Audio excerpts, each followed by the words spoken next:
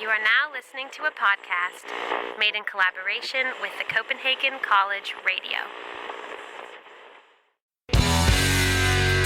Hey y'all, welcome to episode 26 of the Social Media and Politics podcast, bringing you expert insights into how social media is changing the political game.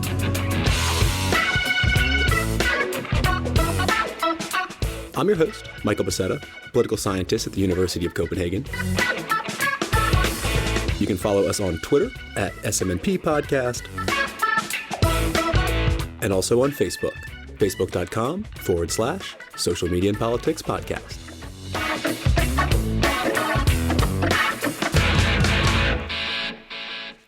Thank you so much for tuning in. Thanks for telling a friend about the show. Got a real nice episode lined up for you today. I'm going to be interviewing Dr. Shelley Boulianne, who is an Associate Professor in Sociology at MacEwan University in Canada. And as we alluded to a little bit in our previous episode, looking at social media use in the British elections, as academics, we tend to really focus in on one aspect of social media and politics. So we'll look at one platform or one specific case or one specific protest.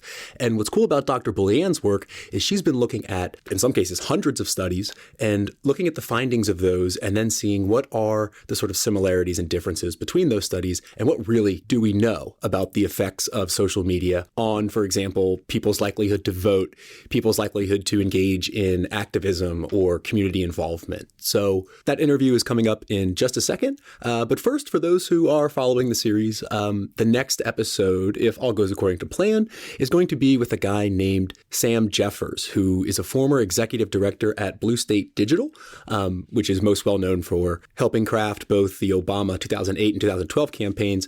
Now, Sam managed Blue State Digital's London office and has worked on some UK, Europe, and Asian campaigns. So we'll ask him about that, but particularly what we're interested in is this Chrome extension called Who Targets Me that we talked a little bit about in our previous episode that basically asks private citizens to sign up and share their data anonymously so that they can collect these targeted political ads that aren't public, and they have some data from the British election. So we'll be digging into that. Make sure you're subscribed and you'll get that directly into your feed when it drops. But for now, let's turn to the interview with Dr. Boulianne and find out exactly what's going on the academic side of things in terms of how social media is affecting civic and political life.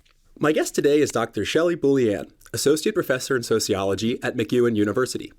Dr. Boulianne is an expert on how digital media influences civic engagement and political participation and joins us via Skype from Edmonton, Canada. Dr. Boulianne, thanks so much for taking the time out and welcome to the Social Media and Politics podcast. Well, thank you very much for inviting me. So, as I mentioned, in your research, you're interested in the influence of digital media on civic and political engagement.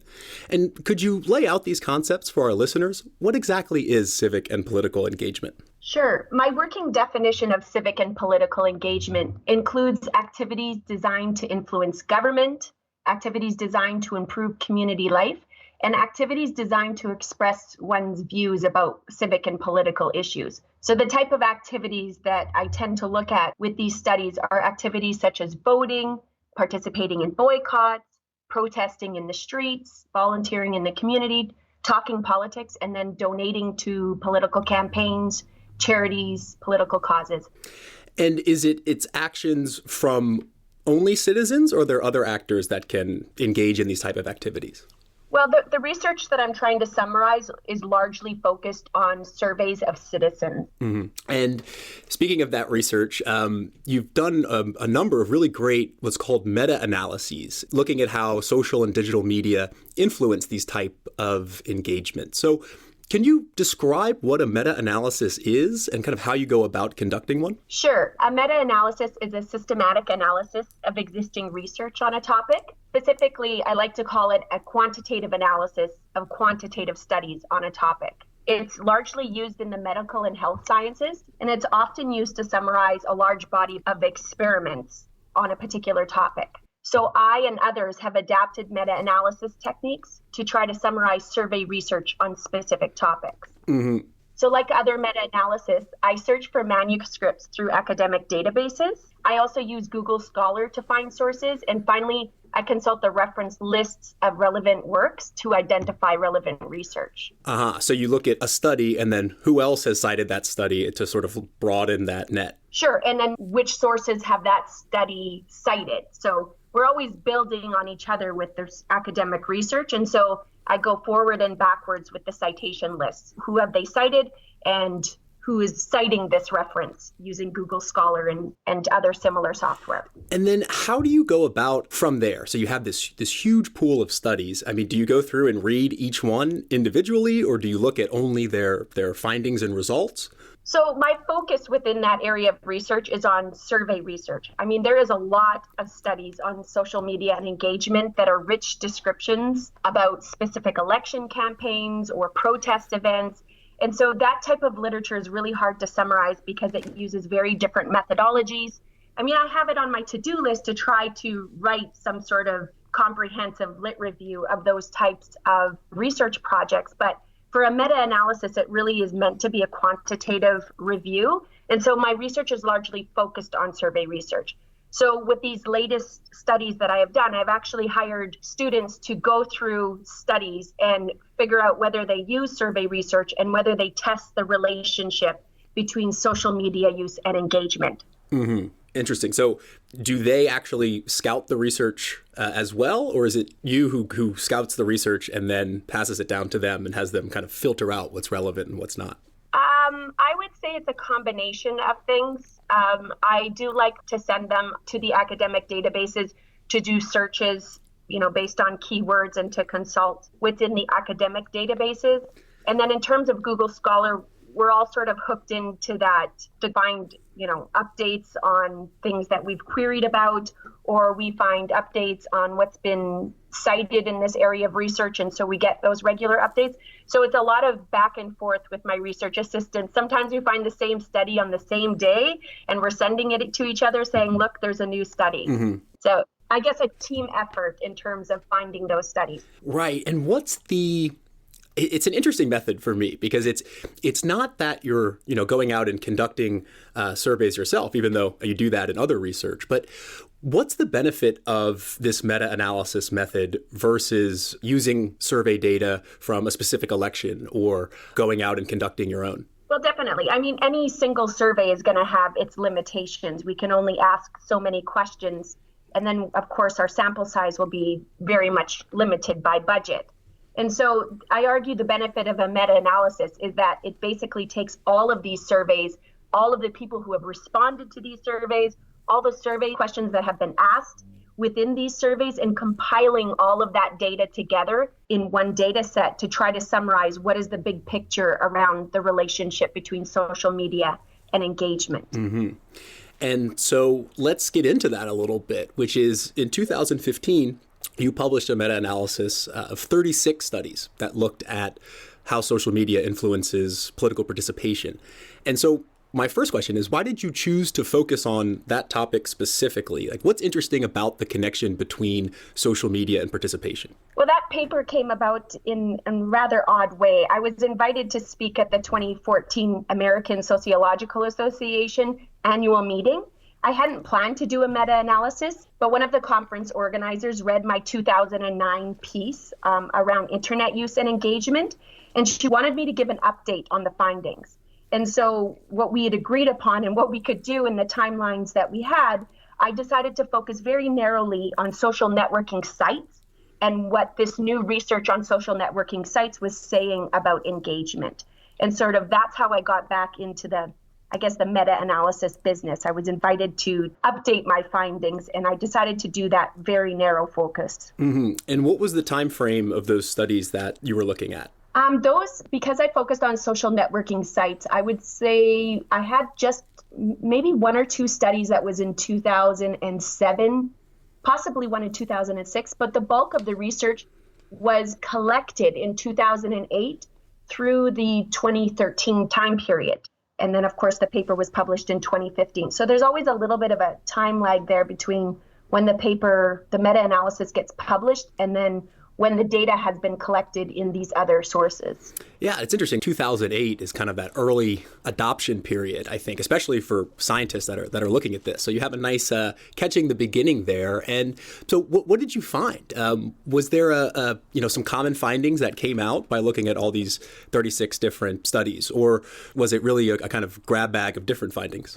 Well, I mean, my intent with that piece was really to just give a quick update on what was happening with that research on social networking sites and engagement. So I had a rather narrow focus or a narrow intent with that research, which was just to give an insight into what was happening. And so that piece really focused on what types of social media uses matter for what types of engagement, and also to address the broader question that was going around, which was, is social media having a negative effect on engagement? Because that is basically what the concern was at that time when I was writing. And so my objective was to address that point. Is it having a negative effect? And I think I pretty conclusively said that it's not. I mean, most of the studies were coming up with positive effects or seeing a positive relationship between social networking site usage and engagement in civic and political life. And what exactly does that mean, a positive effect? We have some students listening to the show who may not be so caught up in their effects research. What is it that increases that participation or has that positive effect? So I think that piece really highlighted two different aspects of social media use that were having positive effects.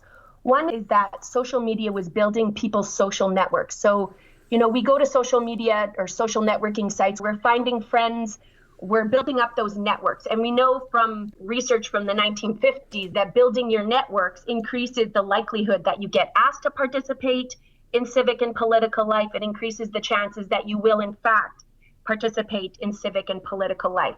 And so what I think that 2015 piece illustrated is that this is happening online now. It's happening through these social networking sites. People are joining groups, they're building their friendship networks, and these networks are becoming mobilized. So people are more likely to be engaged in civic and political life. And then the people that are engaged in civic and political life are also using social media to talk about their activities. And so we see that sort of dual process happening based on that research. And was it so much that the networks corresponded to one's offline network? Or because there's been some talk about social media enabling people who hadn't known each other previously to kind of seek out and form networks around similar issues, or what we're calling issue publics. Is that the type of networks you're talking about, or is it more about mobilizing your friends who you already know? See, I think that this is where the research needs to get into more of the nuances. What type of networks do you create in your social networking sites? And I think part of the question is whether or not your social networks are different across different platforms. So we know quite a bit about Facebook research because still the large majority of this research is done focusing on Facebook. And so the networks we create and maintain on Facebook are very much different than other platforms where we might interact with people that we don't know as well, we have weak ties to. And so I'm glad to see that the research is actually moving in this direction of finding out what types of networks are we creating and maintaining in these social networking sites, because I think that the different types of networks are going to have different outcomes in terms of whether or not we become more engaged in civic and political life. But again, my research is responding to what's out there, and I think that there needs to be more research on the nuances of what types of networks we're creating in these spaces.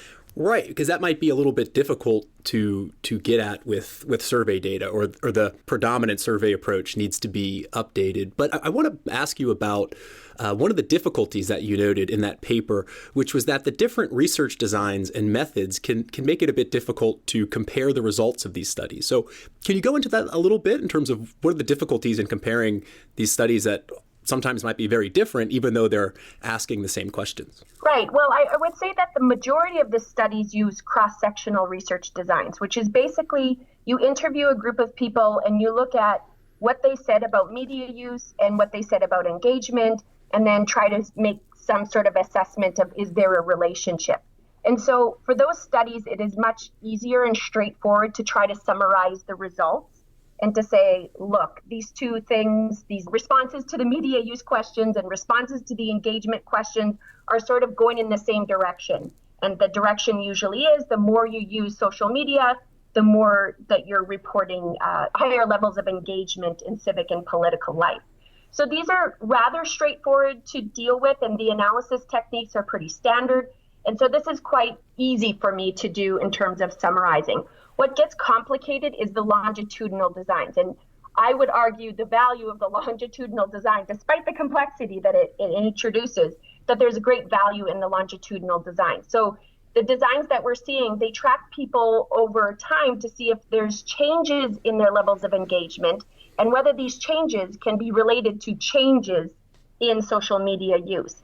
And so it's a much stronger set of data to try to say that there's a causal relationship, that there's one is causing the other. But the problem is that there's a much more complexity in these types of designs. They tend to be limited in terms of their sample size. They tend to use student samples because they're the easiest ones to track over a period of time. And so these complexities of the sampling approach, the complexities in the analysis approach, that makes them very hard to summarize the results. Yeah, and I would think that it's a little bit difficult today where you have, as you're saying, there's a lot of focus on college students using Facebook when Facebook first came out. But now what we see is some, 15 and under don't have Facebook. They might be just on Instagram, and then older people are starting to come on Facebook, and there's tons of new platforms to go on. So I think it'll be difficult in the future to kind of disentangle that over time because of all these external factors that are, in the social media landscape. Right. And just to add to that, the more platforms, this will be great. I can respond to the differences by platform once there's research out there or multiple studies out there looking at different platforms. But I guess the problem is that if they are using multiple platforms, how do we figure out, so this is, an Instagram effect and this is a Facebook effect and this is a Twitter effect? It makes it very hard because a lot of these people are using multiple platforms. Mm-hmm. And do you think by looking at self-reported survey data, do you think there's a need for more studies looking at the actual metrics of social media? Or is there a way that you can incorporate that or complement that by survey data? Because, one of the problems with surveys is that people say they do something and maybe it's inaccurate to what they're actually doing. So what are your thoughts on that? Well, I absolutely love the idea of mixed methods research. My own research, you mentioned I do surveys. Well, I do surveys and then I supplement the survey data with other sources. So, for example, the project that I'm working on right now looks at social media use. So many of these same survey questions that I've seen used in other studies, I look at social media use measures. I look at engagement measures. And I'm looking at it around a particular event, which was charitable donations in relation to a wildfire that my province had last year. And what we are doing is we're using the survey data and we can establish that there's a connection there, that there's a correlation or a relationship. The more you use social media to find out news about this event, the more likely you were to donate to the Red Cross and other similar organizations. But what we did that I think should be done more often is we looked at what was happening on Twitter, what was the Twitter discourse around that time period. And what you're seeing, to supplement what the survey data was saying, what you're seeing is these messages of help out, donate, these people are suffering, we need to do something. Those sort of call to action were evident in the Twitter data. So we use the combination of sources. And I think that that's really where research should be done. And I know that this is done often in book format, where you see survey data supplemented with social media analytics. But I'd like to see it more done in the article length, because I really do think that surveys are only so good for making that theoretical connection between two variables, that there really needs to be details about what is the content that is circulating. Right. So it's not necessarily so much that people are just using social media and then happen to organically donate to this cause, but that there are actually certain things going on the platform, like asking people to donate, that would then elicit more of that response. Exactly. Okay.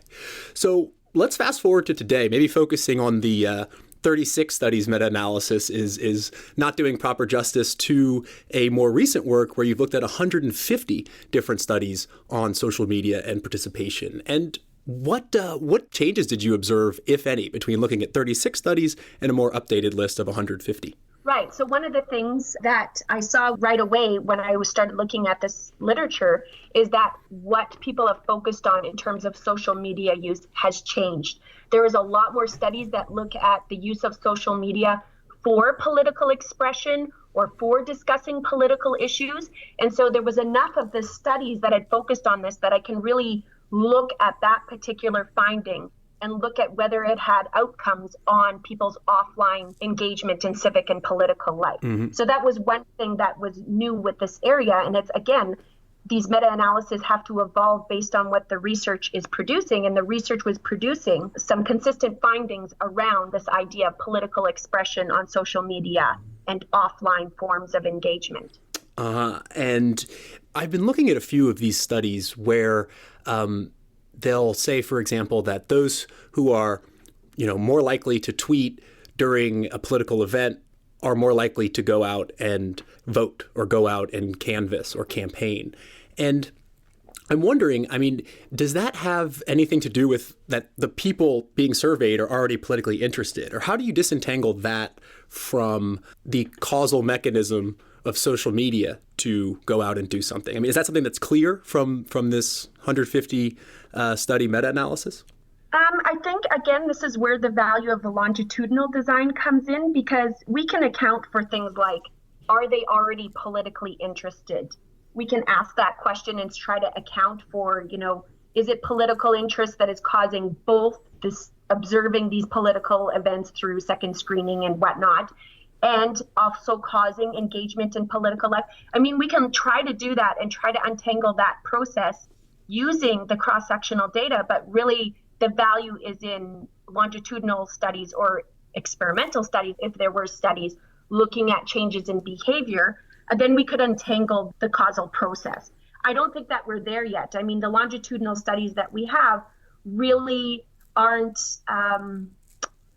able to untangle that process just quite yet in terms of what is causing what. And are there any other differences that you observed between, so in the 2015 study, you found this positive effect on social media and participation. And then the updated version, you find, is it similar positive effect? Or, I'm thinking about these echo chambers and this kind of reinforcement idea. Did you find evidence for that, or was it still a generally positive trend? So I definitely still find that positive trend. I guess the reason that I set out to do this second piece is that one of the questions that I couldn't properly address with that 2015 paper is the magnitude of the relationship. And so I look at, yes, there's positive effects, but only half of them were statistically significant. And I know researchers are always concerned about, is it significant? So the question I ask with this new study is, are the effect sizes substantive? Is it really a game changer that social media use is going to cause changes in things like voter turnout?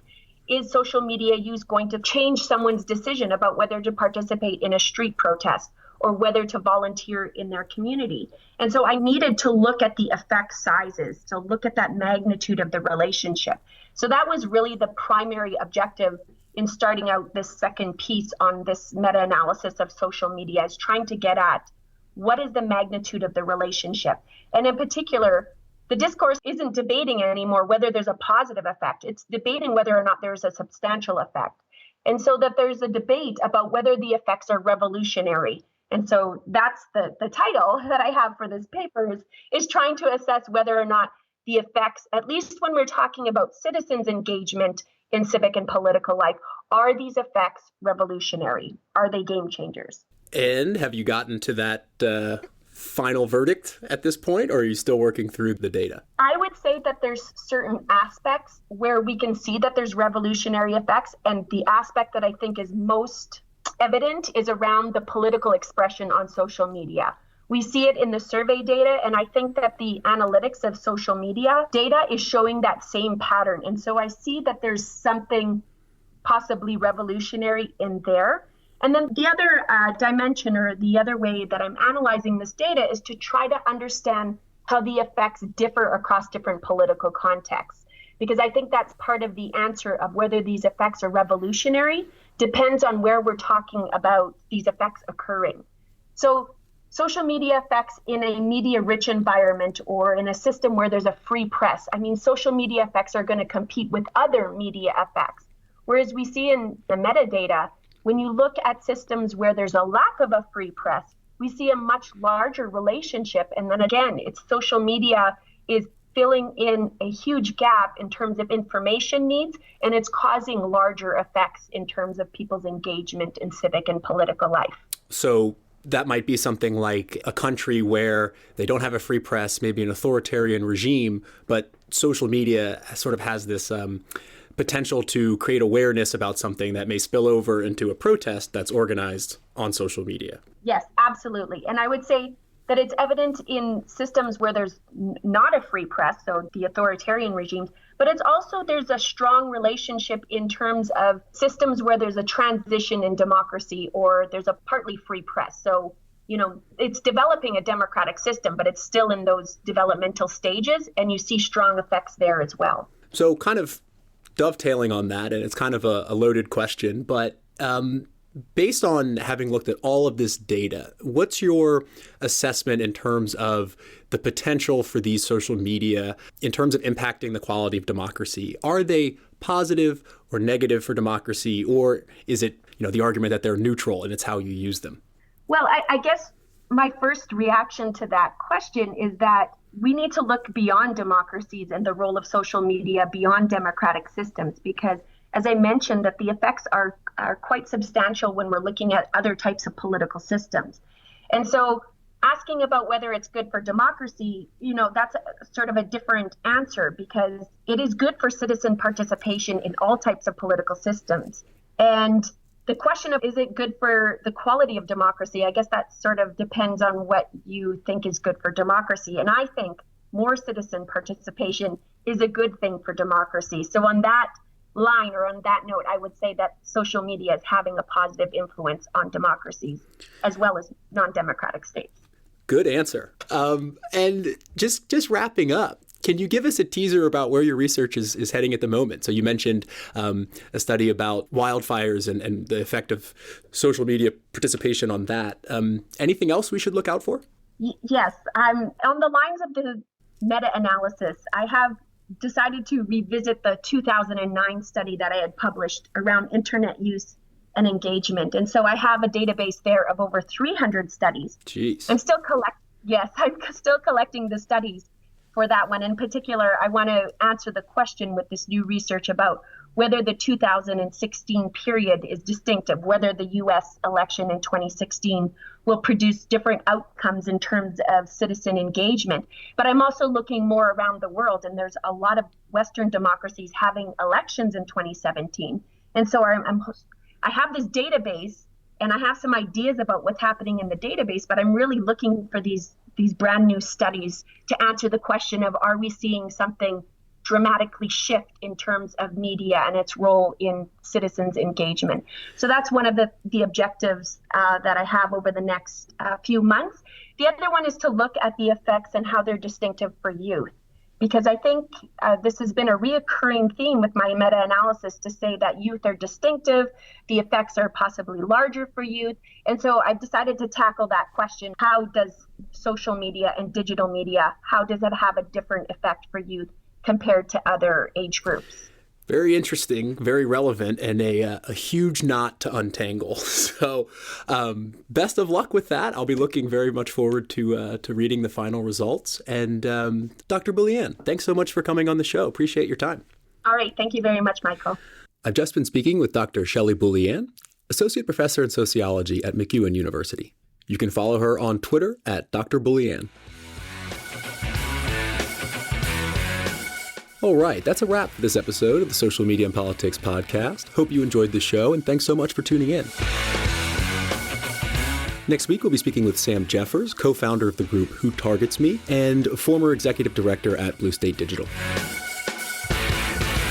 Feel free to connect with us on Twitter at SMNP Podcast. Direct any questions, feedback, suggestions for future episodes that way.